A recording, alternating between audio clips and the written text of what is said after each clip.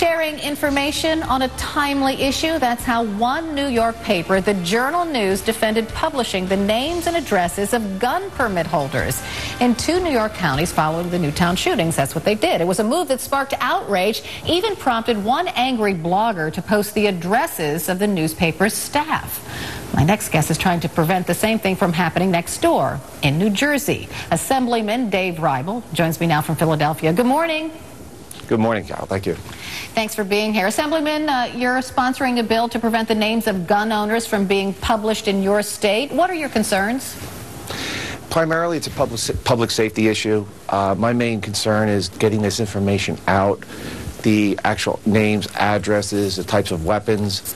I don't want to see us in New Jersey creating a blueprint for criminals to find these guns. Everyone's talking about getting guns off the streets. Well, this is by releasing this information, I think you're actually putting more guns on the street potentially. So you're saying that burglars will search the paper, find the names, and then go burglarize the home and steal the guns? Well, that's one concern. I think the main concern I have, and it's really in 4 parts, is law enforcement. Law enforcement officers are law-abiding citizens who have to apply for gun permits just as anybody else. So their names and addresses will be published. You're talking about FBI agents, Secret Service, local law enforcement, corrections.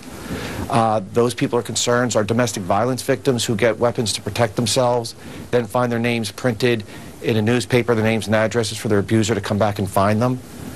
And innocent gun owners. I mean, I've gotten so many calls from innocent gun owners thanking me, saying they don't want to be put on a map for not having a gun, then making them a vulnerable house to potentially burglarize. So it's very concerning on that side. I'm just going to play devil's advocate this morning. We live in a country with a freedom of information law. It's sprung from the First Amendment. So do you forsake the First Amendment for the Second? No, I don't think when the Second Amendment was created, it wasn't created to put a spotlight on law-abiding citizens. It was to set rules to purchase the guns as they did, not put a spotlight on them. And I think that's what we have to focus on. Well, I don't think we should be distributing information out there that is giving access to law enforcement and to other folks. And just to go one step farther, just last month in the General Assembly in New Jersey, we voted to allow lottery winners to remain anonymous if they win the lottery. But yet, if you're a law-abiding citizen under the Second Amendment, we can't keep you anonymous? But we do live in a country where there's lots of personal information that's readily available. I mean, anybody can go online and find out your address, probably what you make in salary. They can find out where your car is registered and what kind of car you drive, where you work. And from that, people can probably determine what hours you work, but no one's fighting to suppress that kind of information, including you, so why not? Well, let's go back to the public safety issue. Just the other day in Rockland County, we noticed that it was reported that inmates in the jail were starting to tell the corrections officers that they know their addresses. In New Jersey, just recently, a state commission investigation report came out on gang activity in jails in New Jersey, that gang members are intimidating the corrections officers.